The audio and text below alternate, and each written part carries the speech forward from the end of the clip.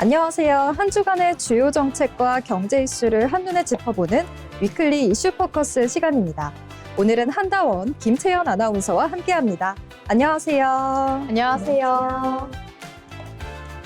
빠르게 변화하는 경제와 사회 속에서 매일 쏟아지는 뉴스들을 모두 챙겨보기란 쉽지 않은데요. 이번 주 주목받은 정책 이슈부터 생활 속 경제 뉴스, 그리고 스포츠와 라이프 분야의 주요 이슈까지 꼭 알아야 할 핵심 소식만 모아 전해드리겠습니다. 한 주의 흐름을 가장 쉽고 빠르게 짚어보는 시간, 위클리 이슈 포커스 시작합니다. 먼저 한 주간의 핵심 정책들을 정리해드리는 이슈 브리핑 시간입니다. 첫 번째 소식입니다. 국세청이 청년 창업자의 세금 부담을 덜어주기 위해 스타트업 세금 든든 케어 제도를 시행합니다. 창업 2년 이내 청년 사업자를 대상으로 세금 신고와 공제 감면 적용을 지원하는 맞춤형 서비스인데요. 공제 감면을 잘못 적용해 가산세를 부담하는 일이 없도록 사전 안내를 제공하고 세무 상담과 교육도 함께 지원합니다. 또 일정 요건을 충족하는 청년 창업 기업에는 세액 감면과 세무 조사 유예 혜택도 제공해 안정적인 사업 정착을 돕는다는 계획입니다. 다음 소식입니다.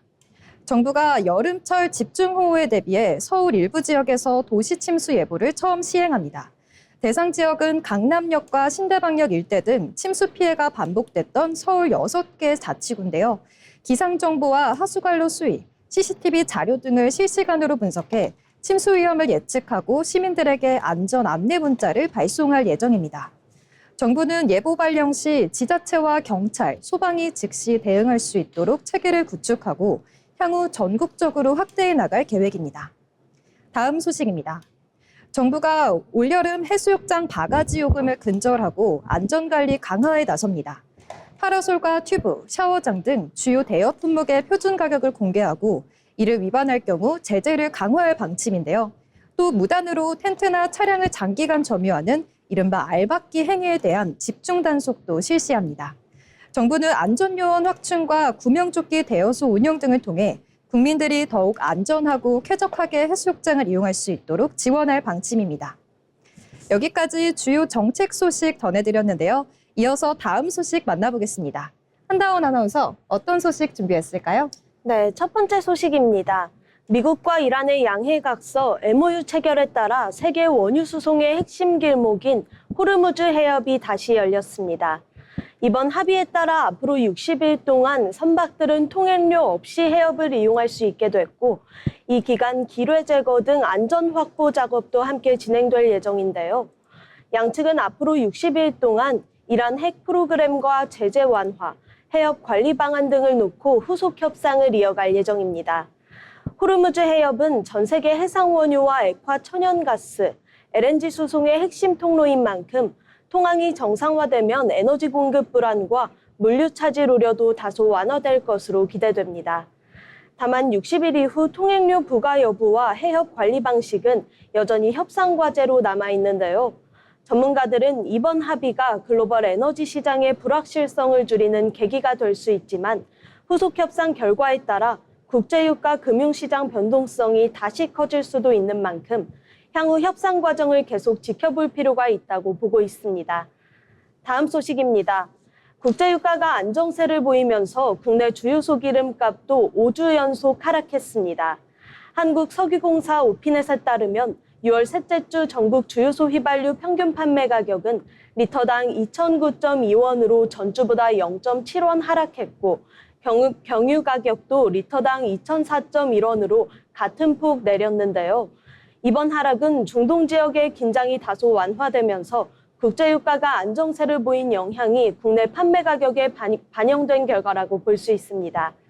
다만 중동 정세는 여전히 변수로 남아있어 국제유가가 다시 상승할 가능성도 배제할 수 없는 상황입니다.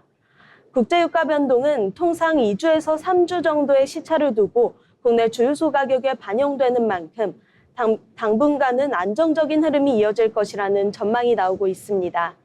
정부도 국제유가와 중동 정세를 면밀히 점검하며 에너지 수급 상황을 지속적으로 관리한다는 방침입니다. 특히 여름 휴가철을 앞두고 유가 흐름이 소비자들의 교통비 부담에도 영향을 미칠 것으로 보여 향후 국제유가 추이에 관심이 모아지고 있습니다.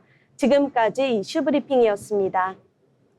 네, 국제유가와 국내 기름값 흐름까지 살펴봤습니다.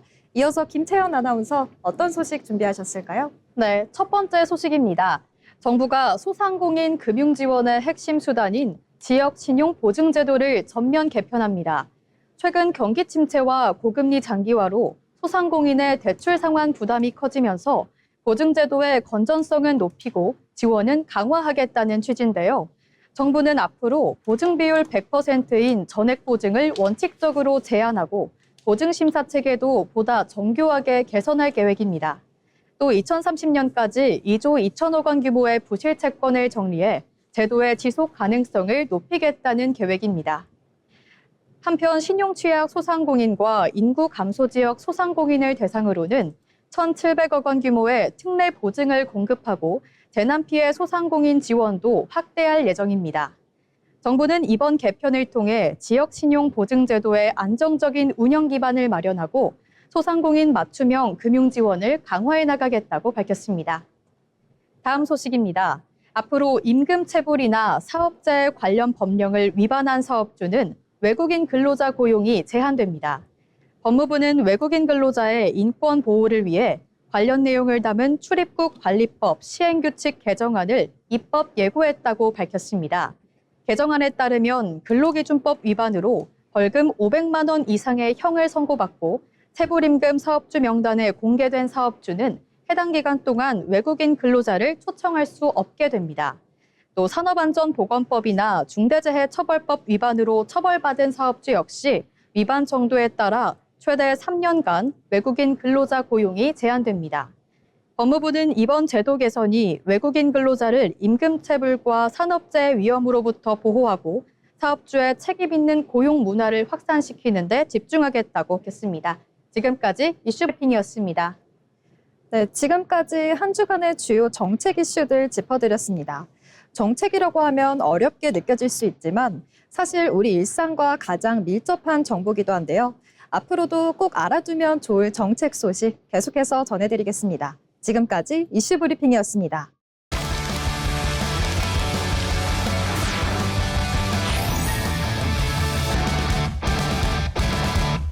이번 시간은 우리의 미래를 바꾸는 산업들을 탐구하는 산업백과 시간입니다. 한다원 아나운서, 오늘은 어떤 산업 준비하셨을까요? 네, 오늘은 우주 쓰레기 산업 소식입니다. 인공위성이 늘어나면서 우주도 점점 붐비고 있습니다.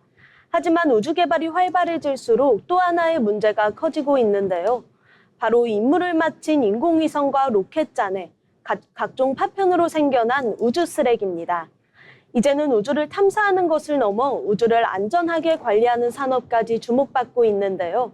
오늘 산업백과에서는 새로운 미래 산업으로 떠오르고 있는 우주 쓰레기 산업에 대해 알아보겠습니다.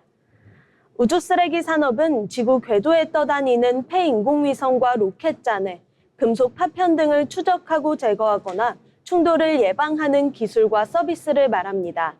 현재 지구 궤도에는 임무를 마친 인공위성과 로켓 부품, 충돌로 생긴 파편 등이 끊임없이 증가하고 있는데요.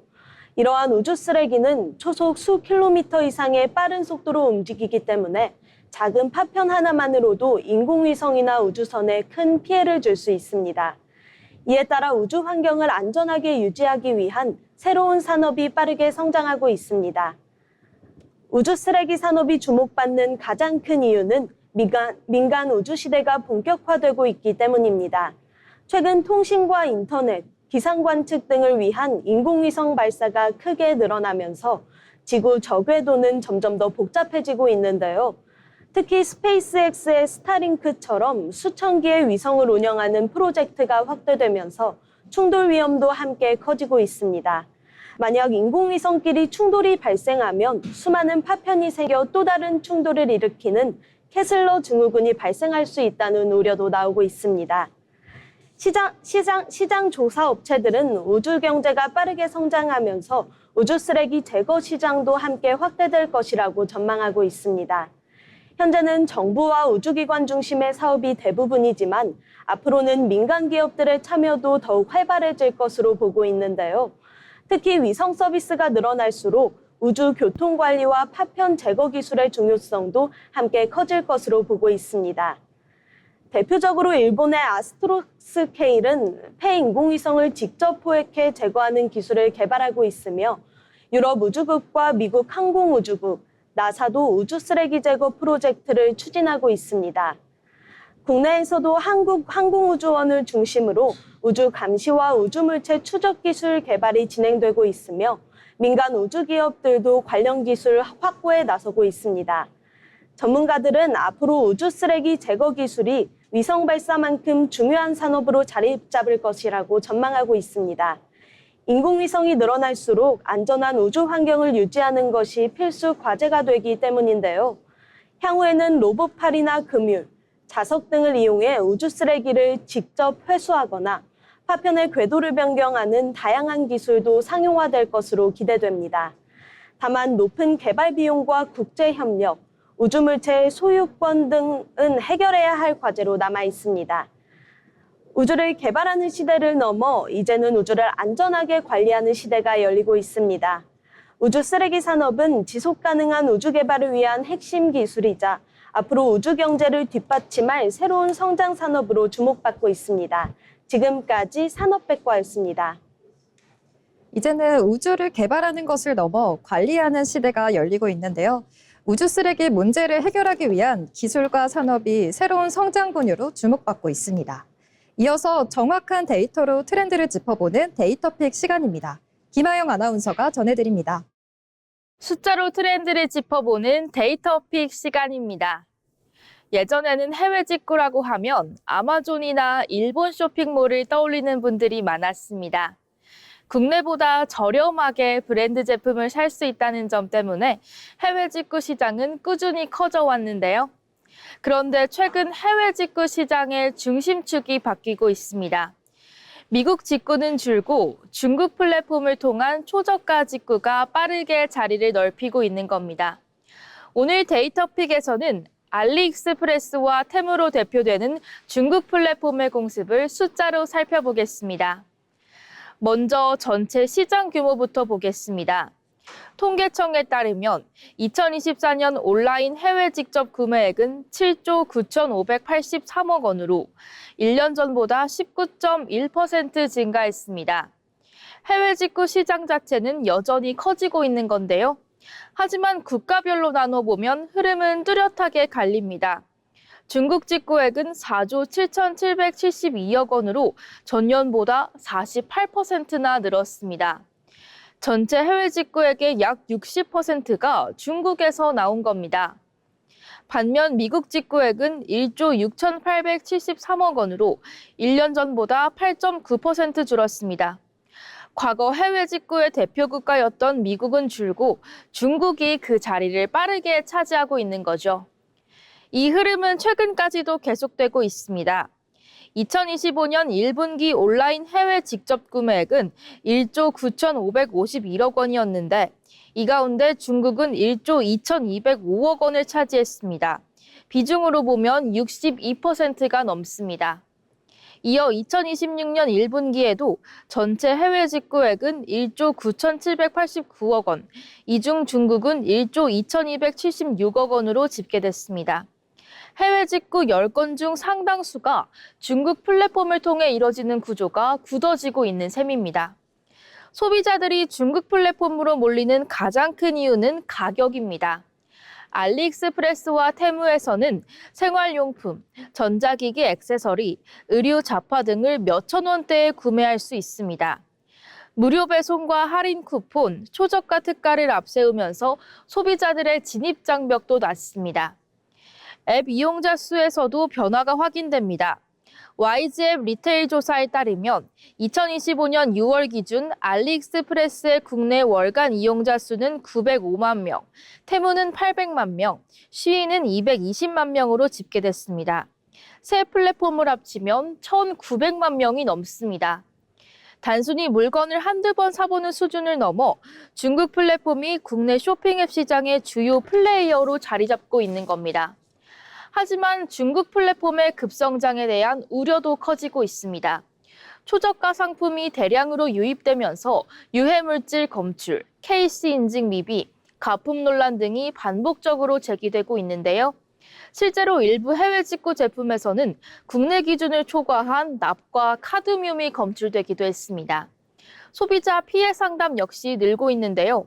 한국소비자원에 따르면 알리익스프레스와 테무 관련 상담 건수는 2023년 680건에서 2023년 1,460건으로 1년 만에 2배 이상 증가했습니다. 여기에 국내 온라인 쇼핑몰과 중소판매자들까지 가격 경쟁 압박을 받고 있어 중국 플랫폼의 성장은 소비자 편익과 함께 새로운 과제도 남기고 있습니다. 해외 직구 시장은 여전히 커지고 있지만 그 주인공은 바뀌고 있습니다. 미국 브랜드를 찾아 구매하던 해외 직구에서 중국 플랫폼을 통해 초저가 상품을 사는 직구로 무게중심이 이동하고 있는 건데요. 이제 해외 직구는 더 이상 특별한 소비가 아니라 저렴한 생활용품을 사는 일상적인 소비 방식으로 바뀌고 있습니다. 싸고 빠른 소비가 일상이 된 지금 남은 과제는 안정성과 책임입니다. 가격 경쟁력만큼 소비자 보호 장치도 함께 따라와야 할 시점입니다. 지금까지 데이터픽이었습니다.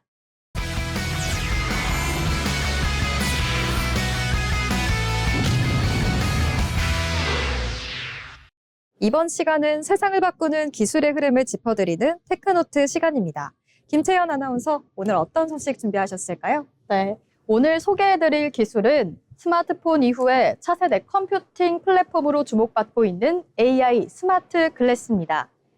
스마트폰은 지난 20여 년간 우리의 일상을 바꾼 대표적인 개인용 기기였는데요. 최근 생성형 AI가 빠르게 발전하면서 업계에서는 스마트폰 다음 시대를 이끌 새로운 디바이스에 주목하고 있습니다. 그 중심에 있는 것이 바로 AI가 탑재된 스마트 글래스와 AI 웨어러블 기기입니다. 최근 퀄컴은 이러한 시장 변화에 맞춰서 AI 웨어러블 생태계와 차세대 XR 플랫폼을 공개하면서 미래 컴퓨팅 시장 선점에 나섰습니다. 먼저 이해해야 할 개념이 있습니다. 바로 XR, 우리말로는 확장 현실인데요. 가상현실과 증강현실, 혼합현실을 모두 포함하는 개념입니다. 쉽게 말해 현실 공간 위에 디지털 정보를 자연스럽게 결합하는 기술인데요. 지금까지는 무거운 기기와 배터리 문제, 높은 가격 등의 한계로 대중화의 어려움을 겪어왔습니다. 하지만 생성형 AI가 발전하면서 이 XR은 단순히 화면을 보여주는 기술을 넘어서 사용자의 음성과 시선, 행동을 이해하고 또 반응하는 그런 새로운 플랫폼으로 진화하고 있습니다. 이번에 퀄컴이 공개한 기술의 핵심은 AI를 기기 안에서 직접 실행하는 온디바이스 AI에 있습니다. 기존에는 대부분의 AI 기능이 클라우드 서버를 갖춰야 했지만 이제는 스마트 글래스 자체에서 AI가 실시간으로 동작할 수 있게 된 건데요. 예를 들어 사용자가 길을 걷다가 건물을 바라보면 AI가 관련 정보를 알려주고 외국인을 만나면 실시간 번역을 제공하며 필요한 정보를 즉시 검색해서 보여주는 것도 가능합니다. 특히 퀄컴은 다양한 기업들이 AI 웨어러블 기기를 보다 쉽게 개발할 수 있도록 하드웨어와 소프트웨어를 통합한 플랫폼도 함께 공개했는데요. 이를 통해 스마트 글래스와 AI 웨어러블 시장의 성장 속도도 역시 더욱 빨라질 것으로 보입니다. 업계에서는 이번 발표를 스마트폰 이후 차세대 플랫폼 경쟁의 신호탄으로 보고 있습니다. 실제로 스마트폰이 처음 등장했을 때처럼 AI가 탑재된 스마트 글래스가 일상 속 새로운 디지털 기기로 자리 잡을 수도 있다는 전망이 나오고 있는데요. 최근에는 토익 시험장에서 이 AI 스마트 안경을 이용한 부정행위 사례가 적발되면서 새로운 사회적 논란도 나타나고 있습니다. 물론 배터리나 가격, 착용감 등 해결해야 할 과제도 여전히 남아있는데요. 기술이 발전할수록 활용 가능성뿐만 아니라 안전장치 제도 마련도 중요한 과제가 될 전망입니다. 그럼에도 생성형 AI의 발전으로 AI는 더 이상 스마트폰 속 기능에 머무르지 않고 사용자의 주변 환경을 이해하고 또 함께 작동하는 방향으로 발전하고 있습니다. 과연 스마트폰 다음은 무엇일까요? 업계는 이 AI가 탑재된 스마트 글래스를 유력한 후보로 보고 있습니다. 퀄컴의 이번 도전이 새로운 컴퓨팅 시대를 여는 시작이 될 수 있을지 관심이 모이고 있습니다. 지금까지 테크노트였습니다. 네, 생성형 AI의 발전과 함께 스마트폰 이후의 새로운 디지털 시대도 점점 가까워지고 있습니다. 이어서 기술로 혁신을 주도하는 인물을 소개하는 테크인 시간입니다.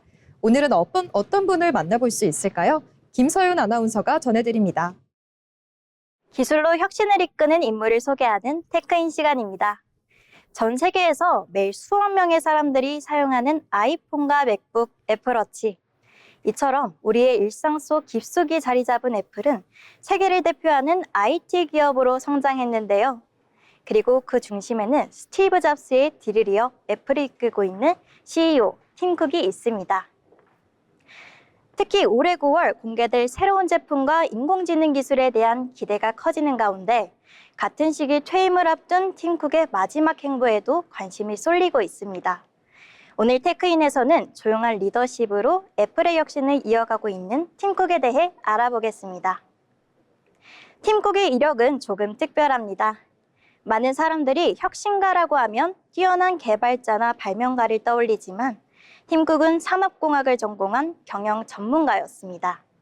그는 IBM에서 오랜 기간 근무하며 생산과 운영 분야에서 경험을 쌓았는데요. 이후 1998년 당시 경영난에 빠져 있던 애플에 합류하게 됩니다. 당시만 해도 애플은 지금처럼 세계 최고의 기업이 아니었지만 팀 쿡은 애플의 가능성을 믿고 새로운 도전을 선택했습니다. 애플에 합류한 팀 쿡은 생산 시스템을 효율적으로 개선하며 회사의 경쟁력을 높였습니다. 복잡했던 공급 과정을 정비하고 재고를 줄이면서도 제품을 빠르게 공급할 수 있는 체계를 구축했는데요. 이러한 변화는 아이팟과 아이폰의 성공을 뒷받침하는 중요한 기반이 됐습니다. 그리고 2011년 스티브 잡스는 팀 쿡을 자신의 후계자로 지목하게 됩니다. 당시 많은 사람들은 과연 팀 쿡이 잡스의 빈자리를 채울 수 있을까라는 의문을 제기했지만 그는 자신만의 방식으로 애플을 이끌기 시작했습니다. 팀 쿡은 체제 아래에서 애플은 더욱더 성장하게 됩니다. 애플워치와 에어팟은 세계적인 성공을 거두었고 자체 개발한 애플 실리콘 칩은 컴퓨터 산업의 새로운 기준을 제시했다는 평가를 받았습니다. 또한 애플 뮤직과 아이클라우드 등 서비스 사업을 확대하며 새로운 수익 구조를 만들어냈는데요. 이와 함께 개인정보 보호와 친환경 정책에도 힘쓰며 기업의 사회적 책임에도 관심을 기울이고 있습니다. 이러한 변화는 애플의 경쟁력을 더욱 강화하는 계기가 되었습니다. 최근 IT 업계의 가장 큰 화두는 인공지능입니다. 애플 역시 AI 기술 경쟁 속에서 새로운 혁신을 준비하고 있는데요. 특히 올해 9월 공개될 새로운 아이폰과 다양한 서비스에 전 세계의 관심이 집중되고 있습니다. 팀 쿡은 애플만의 강점인 하드웨어와 소프트웨어의 완벽한 연동을 바탕으로 AI 시대에도 새로운 변화를 만들어가겠다는 비전을 제시하고 있습니다.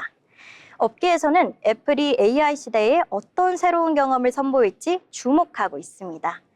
또한 9월 퇴임을 앞둔 팀 쿡이 새로운 제품 공개를 끝으로 어떤 유산을 남기게 될지도 관심을 모으고 있습니다.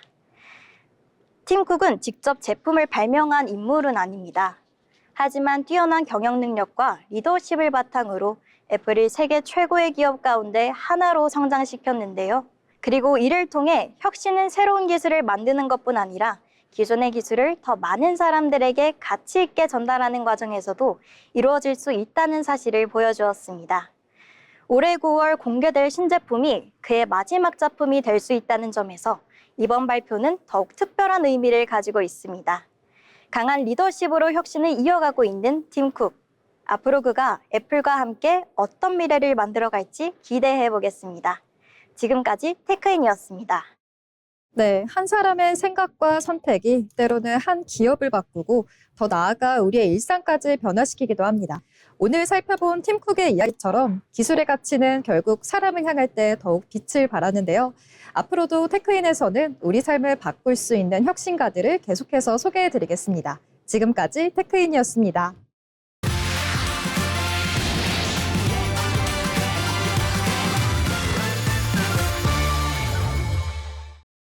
이어서 주식 초보와 함께 걷는 투자 길잡이 머니루트 시간입니다.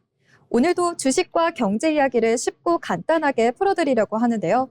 먼저 경제 뉴스 함께 살펴보겠습니다. 정부가 구독 서비스 이용 편의를 높이기 위한 개선 방안을 추진합니다. 넷플릭스나 음악 스트리밍, AI 서비스 등 다양한 구독 서비스를 이용하시는 분들 많으실 텐데요. 하지만 어떤 서비스를 구독하고 있는지 한눈에 확인하기 어렵고 해지 절차가 복잡해 불편을 겪는 경우도 적지 않았습니다. 앞으로는 개인정보를 안전하게 보호하면서 여러 구독 서비스 가입 내역을 한 번에 조회하고 관리할 수 있는 기반이 마련될 예정입니다. 또한 가입은 쉽게 하면서 해지는 어렵게 만드는 이른바 다크 패턴에 대한 규제도 강화되는데요. 해지 버튼을 숨기거나 복잡한 절차를 거치게 하는 행위를 막기 위해 관련 법 집행을 강화하고 명시적인 금지 규정도 마련할 계획입니다. 이와 함께 구독료 인상이나 혜택 축소 등 소비자에게 불리한 계약 변경이 있을 경우 사전 안내와 동의 절차를 의무화하는 방안도 추진되는데요.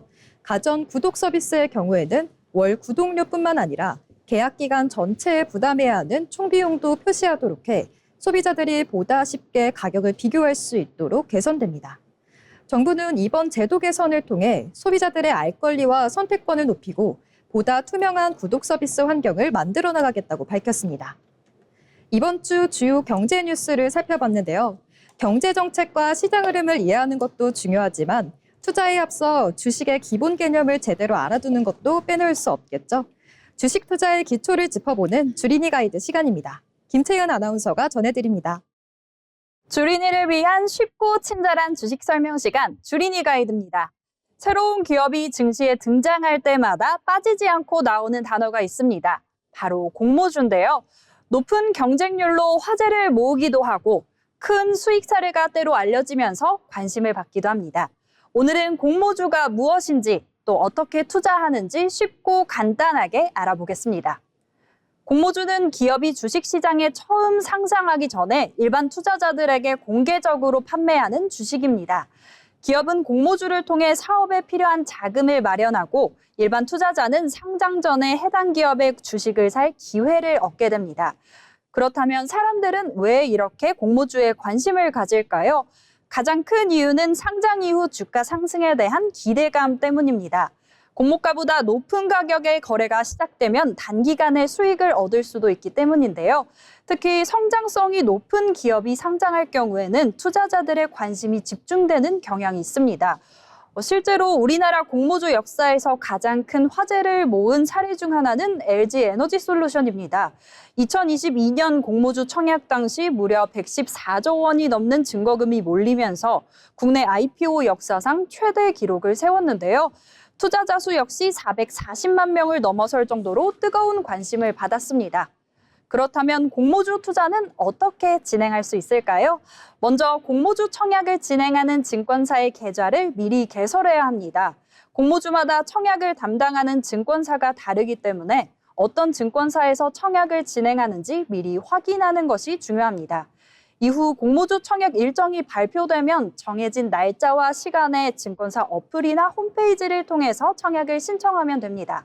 청약을 할 때는 일정 금액의 증거금이 필요하고 청약 경쟁률에 따라 실제 배정받는 주식 수가 달라질 수도 있습니다. 청약이 마감되면 배정 결과가 발표되고 이후 기업이 증시에 상장하면 주식을 매도하거나 또는 계속 보유할 수도 있습니다. 공모주 투자 시 꼭 알아야 할 주의사항도 있습니다. 먼저 공모주라고 해서 무조건 수익이 나는 것은 아닙니다. 상장 첫날 주가가 공모가보다 오를 수도 있지만 반대로 하락할 수도 있기 때문인데요.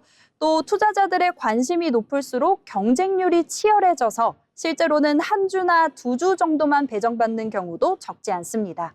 따라서 단순히 유명한 기업이라는 이유만으로 투자하기보다는 해당 기업의 사업성과 성장 가능성을 꼼꼼히 살펴보는 것이 좋습니다.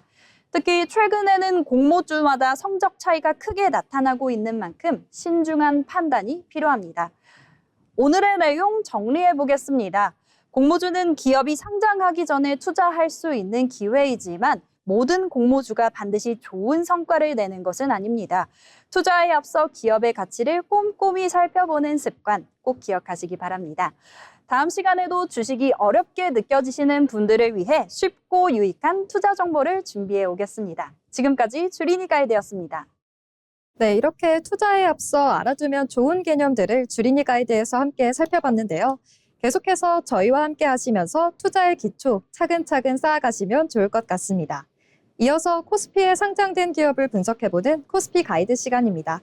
한다원 아나운서, 오늘 어떤 기업 준비하셨을까요? 네, 오늘 코스피 가이드에서는 AI 시대의 숨은 수혜주로 떠오르고 있는 삼성전기 알아보겠습니다. 삼성전기는 스마트폰 카메라와 전자부품을 만드는 기업으로 잘 알려져 있는데요. 최근에는 AI 서버에 들어가는 핵심 부품 공급 기업으로 새롭게 주목받고 있습니다. AI 산업이 빠르게 성장하면서 데이터 센터와 AI 서버 투자도 크게 늘어나고 있는데요. AI 산업보다 일반 서버보다 훨씬 많은 고성능 전자부품이 필요합니다. 그중에서도 전기를 안정적으로 공급하는 MLCC, 적층 세라믹 콘덴서의 중요성이 커지고 있습니다. 오늘은 AI 시대에 왜 삼성전기가 새로운 수혜주로 꼽히는지 함께 알아보겠습니다.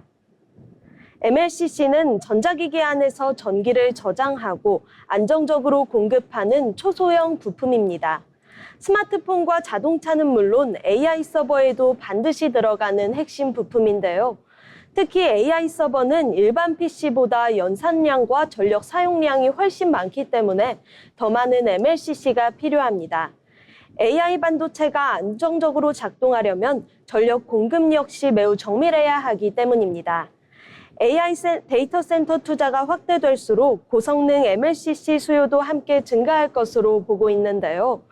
삼성전기는 고용량 고내압 MLCC 분야에서 세계 최고 수준의 기술력을 보유하고 있습니다. 특히 AI 서버와 전장용 MLCC 시장 확대에 맞춰 생산 능력을 꾸준히 늘리고 있는데요. 최근에는 기존 스마트폰 중심에서 AI 서버와 산업용 시장으로 사업 영역도 빠르게 확대하고 있습니다. AI 서버용 MLCC는 일반 IT 제품보다 기술 난도가 높고 수익성도 높은 제품으로 평가받고 있습니다. 시장에서는 AI 인프라 확대의 대표적인 수혜 기업 가운데 하나로 삼성전기를 주목하고 있습니다. 실적 역시 AI 산업 성장과 함께 개선될 것으로 기대되고 있습니다. AI 서버 투자 확대와 함께 고부가 MLCC 판매 비중이 늘어나면서 수익성 개선 전망도 나오고 있는데요. 여기에 전기차와 자율주행차 시장 성장으로 전장용 MLCC 수요도 꾸준히 증가하고 있습니다. 업계에서는 앞으로 AI와 자동차 산업이 함께 성장할수록 삼성전기의 중장기 성장성도 더욱 높아질 것으로 전망하고 있습니다. 결국 AI 시대에는 반도체뿐 아니라 핵심 전자부품 기업의 중요성도 함께 커지고 있는 모습입니다. 그럼 삼성전기를 투자 관점에서 봐야 할 포인트 짚어보겠습니다. 먼저 AI 데이터 센터 투자 확대가 계속되는지 살펴볼 필요가 있는데요. AI 서버가 늘어날수록 MLCC 수요도 함께 증가하기 때문입니다. 또 AI 서버용 고부가 제품 비중이 얼마나 확대되는지도 중요한 포인트입니다. 전기차와 산업용 시장 성장도 중장기 실적에 영향을 줄 수 있는데요.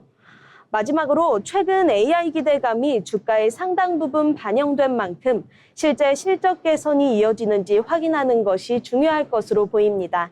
지금까지 코스피 가이드였습니다. 네, 한다원 아나운서와 함께 AI 시대에 주목받는 삼성전기의 성장 가능성에 대해 짚어봤습니다.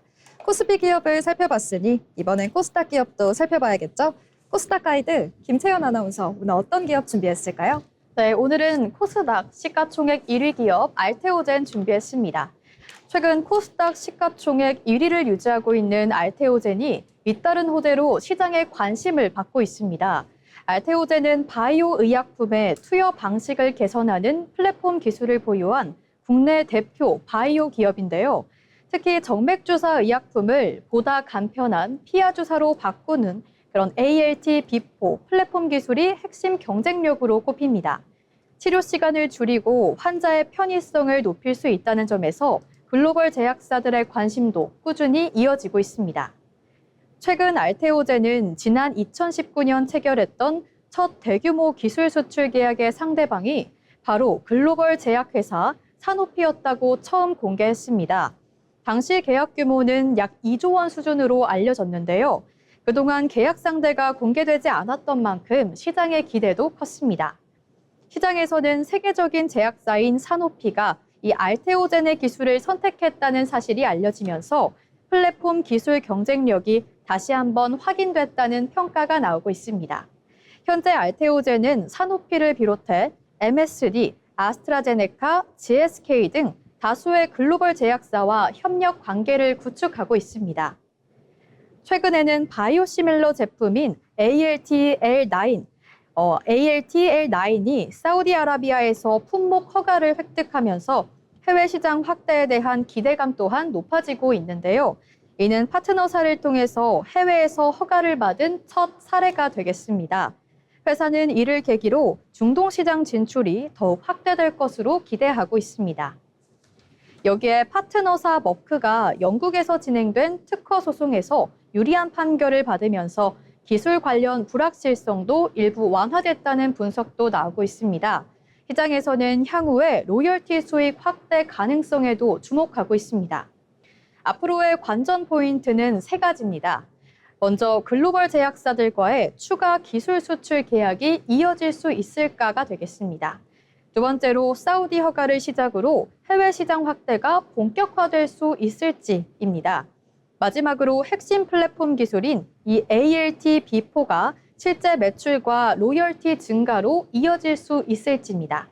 시장 전문가들은 알테오젠의 핵심 투자 포인트가 코스피 이전 상장 여부보다는 플랫폼 기술을 기반으로 한 실적 성장에 있다고 평가하고 있습니다.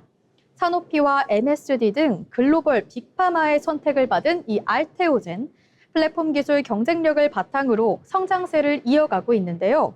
글로벌 시장 확대와 기술 상용화가 앞으로 어떤 성과로 이어질 수 있을지 시장에 관심이 모이고 있습니다. 지금까지 코스닥 가이드였습니다. 네, 글로벌 제약사들의 선택을 받은 알테오젠의 성장 스토리까지 함께 살펴봤습니다.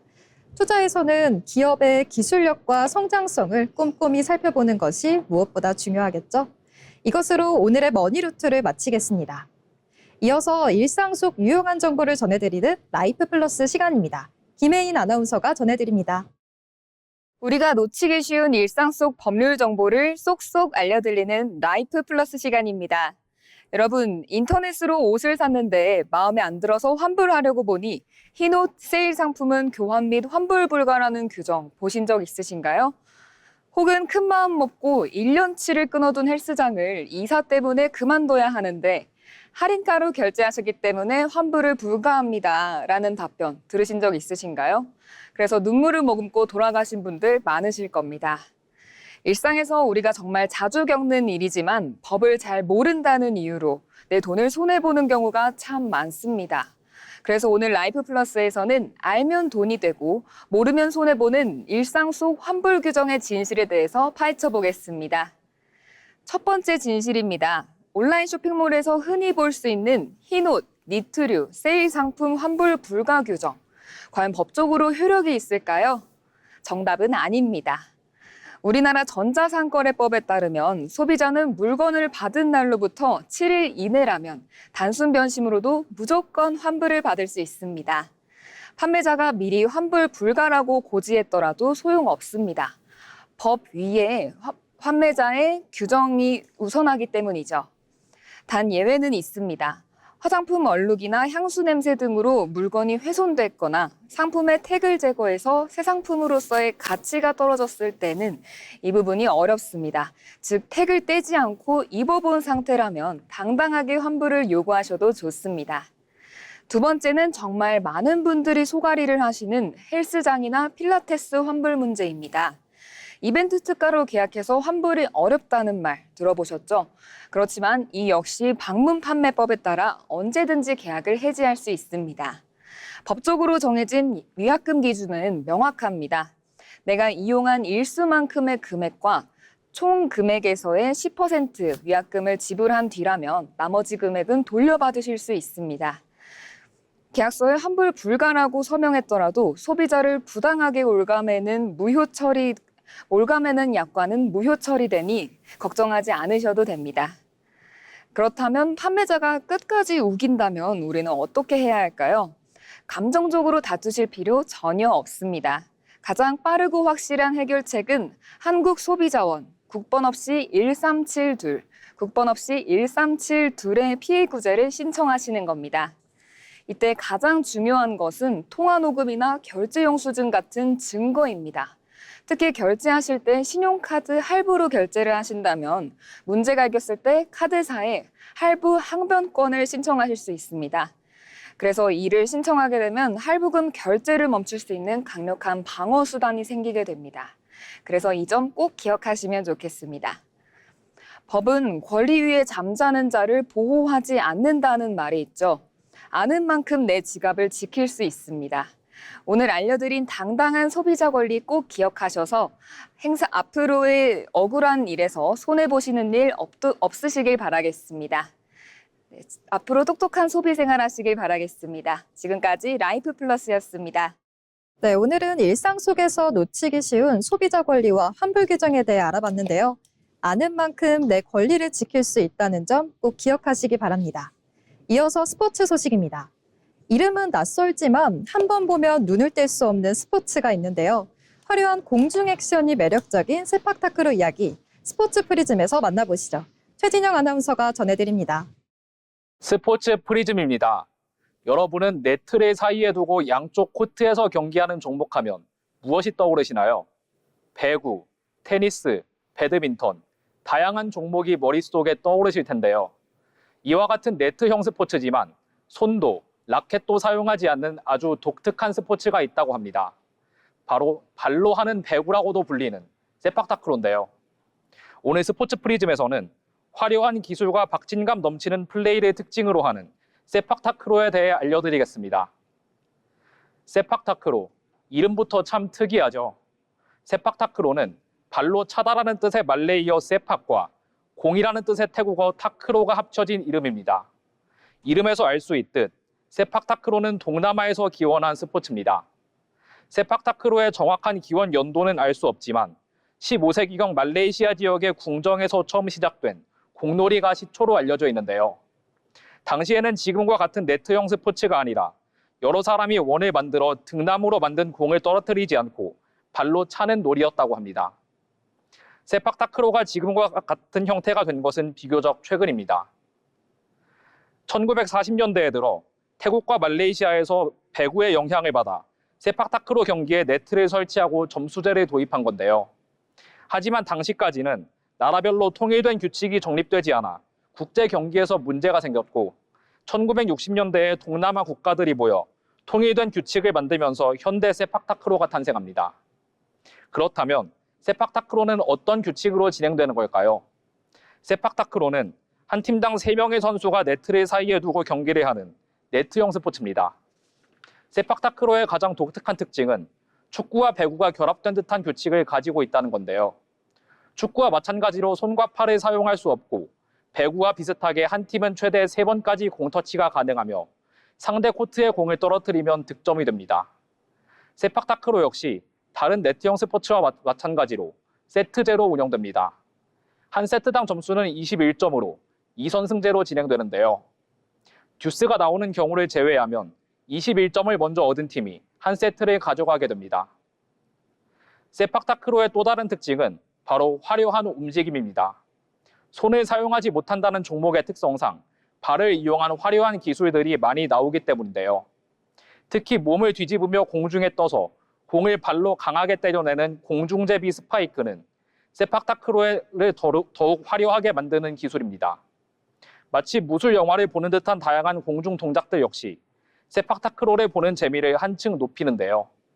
몸을 던지는 다양한 동작과 탁구 못지않은 빠른 랠리는 경기의 박진감을 높이는 요소입니다. 이처럼 생소하지만 매력적인 스포츠인 세팍타크로, 현재 국제적인 위상은 어느 정도일까요?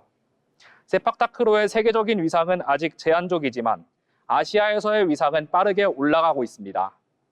처음에는 동남아에서만 알려진 종목이었던 세팍타크로는 1982년 뉴델리 아시안게임의 시범 종목으로 채택되면서 동남아 밖으로 존재감을 넓히기 시작합니다. 그 후 1990년 베이징 아시안게임에서 정식 종목으로 승격된 뒤 현재까지 아시아 대표 스포츠 위상을 이어오고 있습니다. 동남아에서 기원한 스포츠답게 세팍타크로는 전통적으로 동남아 국가들이 강세를 보이고 있습니다. 특히 태국과 말레이시아는 이 종목의 전통 강호로 아시안게임에서도 꾸준히 좋은 성적을 거두고 있습니다. 그리고 잘 안 알려진 사실이지만 우리나라 역시 세팍타크로에서 강한 모습을 보이는 국가 중 하나입니다. 세계선수권 우승 경력이 있을 뿐만 아니라 아시안게임에서도 금메달을 딴 적이 있을 만큼 꾸준히 상위권의 자리를 잡고 있는데요. 특히 남자 쿼드 대표팀의 경우 세계선수권에서 2연패를 기록한 적이 있을 정도로 세계 정상급 기량을 선보이고 있습니다. 대한세팍타크로협회 회장은 세팍타크로는 비인기 종목이 아닌 비인지 종목이라는 말을 했습니다. 이처럼 아시아에서의 위상은 점점 올라가고 있지만 우리나라를 비롯해 세계적으로는 많이 알려지지 않은 것이 현재 세팍타크로가 처한 현실인데요. 동작이 화려하고 박진감이 넘쳐 보는 재미가 있는 스포츠인 만큼 올해 열리는 아시안게임에서는 세팍타크로 경기에도 관심을 가져보는 것이 어떨까요? 대한민국 세팍타크로 대표팀의 아시안게임 선전을 기원하며 지금까지 스포츠 프리즘이었습니다. 네, 스포츠 이야기를 끝으로 오늘 준비한 방송도 마칠 시간이 다가왔습니다. 어느덧 여름의 열기가 본격적으로 시작되고 있는데요. 뜨거운 날씨만큼이나 빠르게 변하는 정책과 경제, 그리고 우리 삶의 다양한 이야기들을 오늘도 함께 살펴봤습니다. 앞으로도 꼭 알아두면 좋은 정보와 이슈들 놓치지 않고 전해드리겠습니다. 오늘 저희가 준비한 내용 여기까지입니다. 무더위 속 건강하고 시원한 한 주 보내시기 바랍니다. 시청해주신 여러분 고맙습니다.